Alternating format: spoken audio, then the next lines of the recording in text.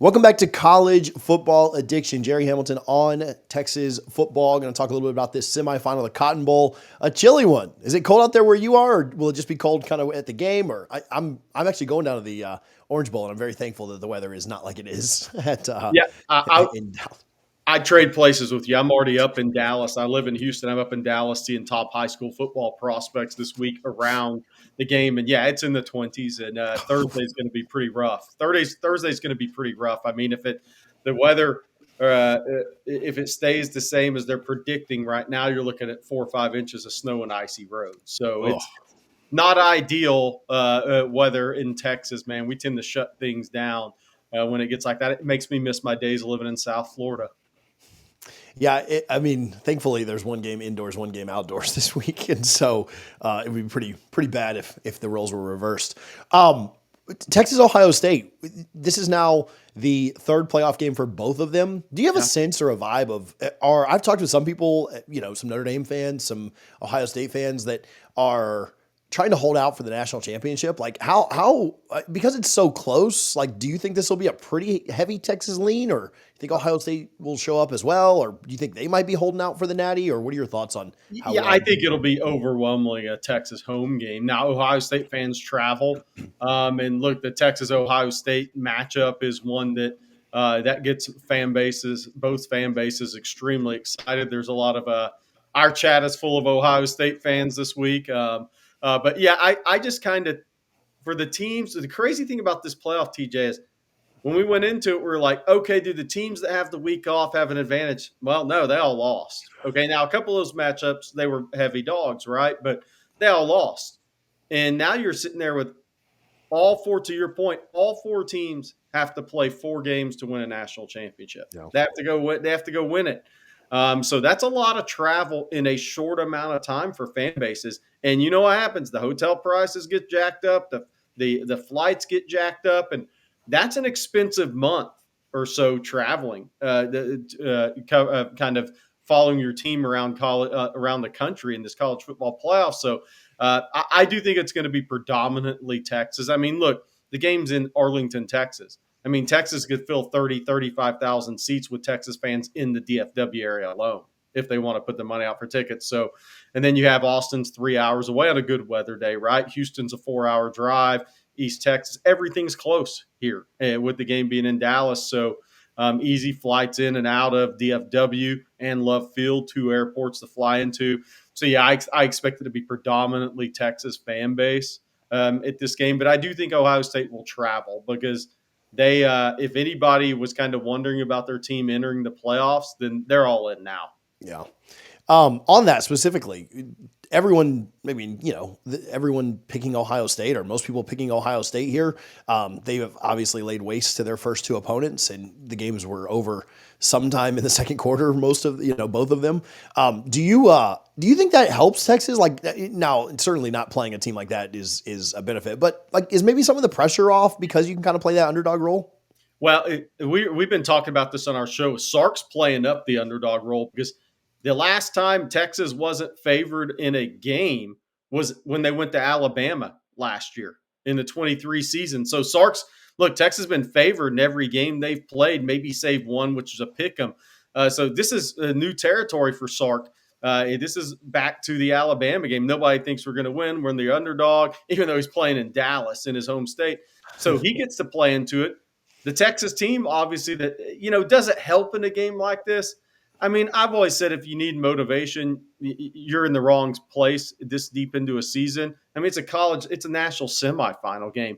But I will say this, it's a great week to be Sark because Texas is a 6-point dog, and they're coming off not playing particularly well, especially offensively against Arizona State. Because they did not play well in that game. They played well first drive of the game, then they had the punt return. But after that, Texas did not play well offensively in that game until they had to late in the game to get a couple of field goal opportunities, which were missed. And then obviously the 2 touchdowns in overtime. But it's pretty good week to be Sark because you're an underdog in a national semifinal game, and you're coming off of not playing a particularly high-level game like they expected to. So it's pretty good coaching. It's easy coaching this week for Sark headed in this game. Speaking of that, the offense not playing super well. They ran for about 1 billion yards against Clemson and then couldn't run the ball at all against Arizona State. Obviously, the front for Ohio State is really good. How can they maybe change some looks? Do they put a little bit more emphasis on that run game? What has to change there for them to not run for another 50 yards against Ohio State? Yeah, because I mean, look, if they don't run for 75, 80, it's a bad deal. Because Ohio State's going to get to the quarterback. They're going to get Quinn to the ground. So you're going to have some negative sack yardage baked into your rushing numbers. But look, Arizona State sold out to stop the run. They gave up some one-on-ones on the outside the numbers. They got beat like that first drive, two throws, touchdown, right? They sold out. They had 20 days to prepare. They beat Texas to the landmarks in the outside and wide zone, and they sold out to stop the Texas rushing attack because they had to. Ohio State's a little different. They haven't played a lot of games up front against Tennessee and Oregon because they have four guys that are going to be drafted in the NFL. Jack Sawyer is probably a second rounder. JT is a first or second rounder. Tylik Williams is probably a second rounder, maybe late first. The other two interior D linemen that play a lot of snaps are NFL draft picks, so they can play it a little different. They can play more straight up and just say we're going to win our battles, and we're not going to give up the extra guys in the box. So they may play with a lighter box against Texas and see, okay, can you win? Who's going to win these individual battles? Then if Texas starts winning some of those battles more in a straight up run game, then Ohio State would have to adjust. But Ohio State they're in a good spot in terms of their front. If they can neutralize Texas offensive line in the run game, then Cody Simon's free to roam. Those guys have a lot more opportunities to play with a lighter box and still hold down the Texas rushing attack. They don't have to sell out like Arizona State did and leave themselves vulnerable in the back end. But at the same time, Ohio State plays a 3 high a majority of the time as well. 7 minutes into this thing, and we haven't mentioned Jeremiah Smith, which probably feels like a crime against humanity at this point. How much does Texas, do you think, sell out to not let him be the one that beats them? I'm not sure you can. That's why Ohio State is clicking right now to me. They changed up the run scheme a little bit. They're running a lot of counters in the run game. They're moving the pocket with Will Howard.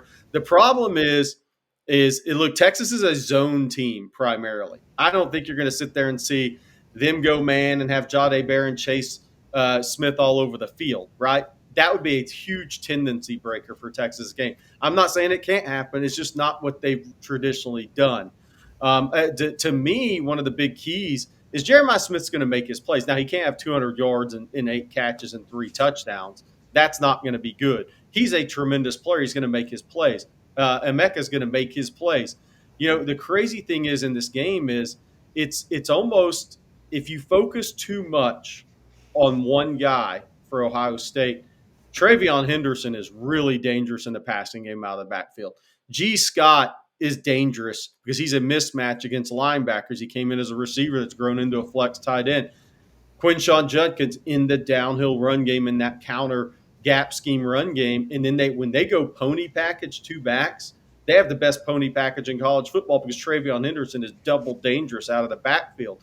So it's hard to sit there and focus too much attention. Michigan played with a lighter box and went a lot of double coverage or cover 4 on the side of the field that Smith was on. But the difference is they have two interior defensive linemen. Mason Graham's a top 5 pick, and Kenneth Grant's a first rounder as well. They could play with a light box defensively and stop the run, even though Ohio State has got past their offensive line issues and changed up their run scheme a little bit here in the playoffs.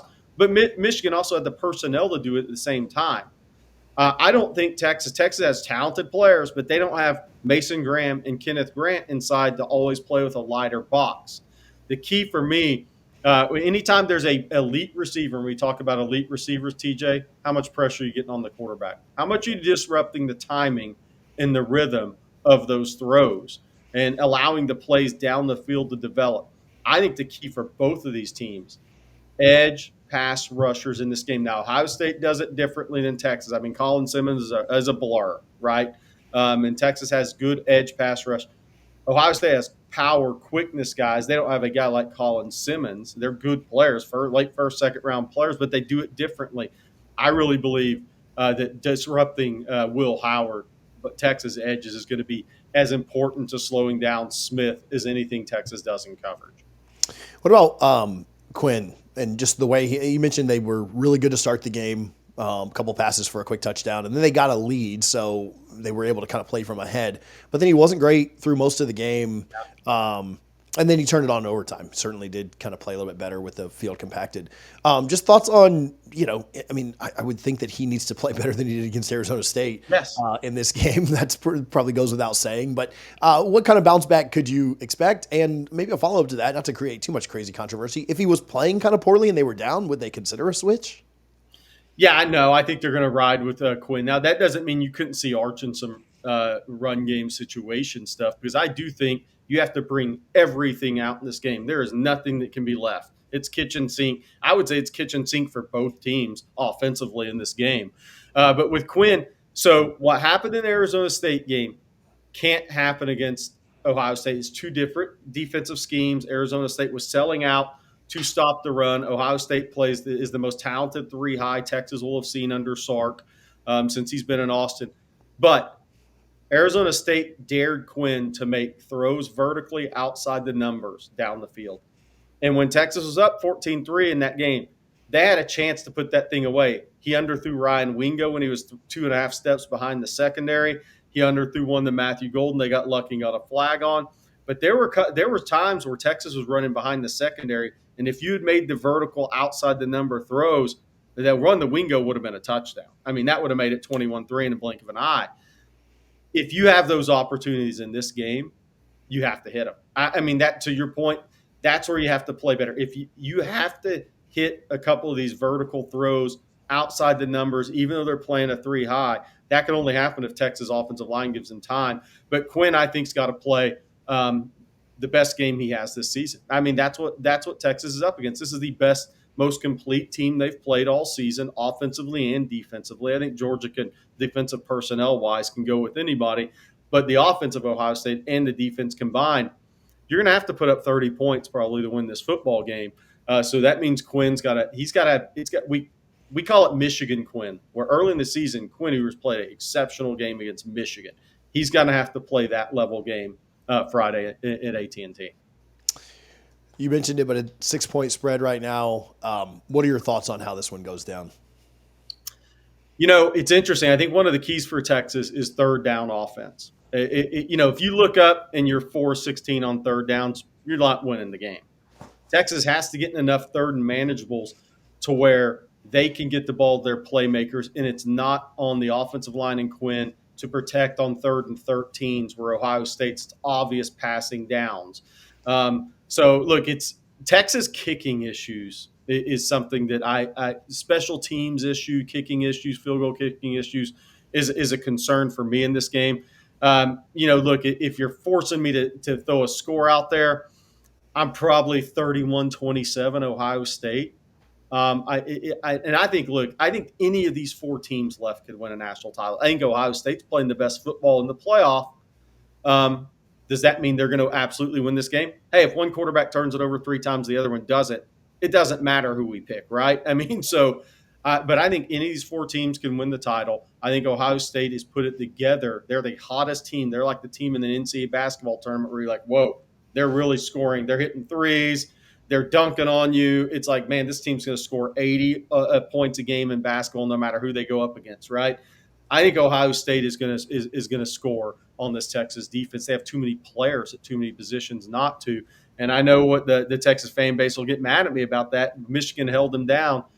Yeah, but Ohio State's got a little more confidence now. They've changed up the run scheme, and they're a little bit different team. You don't go up 21-0 on Tennessee, and then you're up 14-0 in the first quarter on Oregon, and 34-0 before Oregon scores. I mean, those are big numbers you're putting up on competent opponents. So I lean 31-27 Ohio State in this game, and I'm just concerned about Texas kicking the football. That's a big concern for me in a tight game, because you saw what went down in the Georgia and the SEC championship game, and then in the Arizona State game. Yeah, it'll be interesting to see. Ohio State certainly playing the best, and if you base it on the first couple of games that everybody's played, it'd be hard not to pick them. But how do they keep that up, right? Do they keep up how hot they've been? That's That's the thing, probably everyone's TJ. biggest question.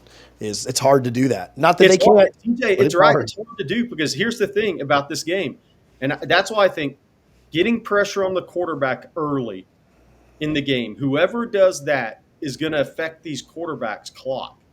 And do they start rushing the plays? Do they start? Are they a little bit more inaccurate? If Texas gets to Will Howard early, it's not like he hadn't had some big turnover games in his career. No. So Quinn Ewers, same thing. I really believe who gets home early can affect quarterbacks in this game. If Texas can get home early and they start to affect Will Howard's clock and affect those down the field throws where it's rushed or it doesn't have as much time to develop, Howard doesn't have the angles. He can't see to make the throw. He can't step into that throw. He's not going to be as accurate with it. I think the early pass rush in this game is going to be massive. Yeah. Where can people follow you? Where can they get more of your content all the way leading up to and through the game? Yeah, on Texas Football YouTube channel, we have a watch with us. We had, I think 200,000 views last week. So hey, Ohio State fans, anybody wants to come in and talk trash, we have fun. We have fun with our watch with us. Friday night will be live during the game. But on Texas Football YouTube, come catch us over there. Tell me I suck. Doesn't really matter. We'll have fun with it. Appreciate you, buddy. All right. Appreciate you so much for watching our breakdown with Gerry Hamilton of On Texas Football, where we talk about the Cotton Bowl between Texas and Ohio State. If you haven't already, do me a favor and hit that subscribe button. We are inching closer to our goal of 20,000 subs. Our 1-year anniversary is on January 18th. We've had an amazing year. We certainly would like to hit that before the 1-year anniversary, so help us get there. Appreciate you guys for watching College Football Addiction.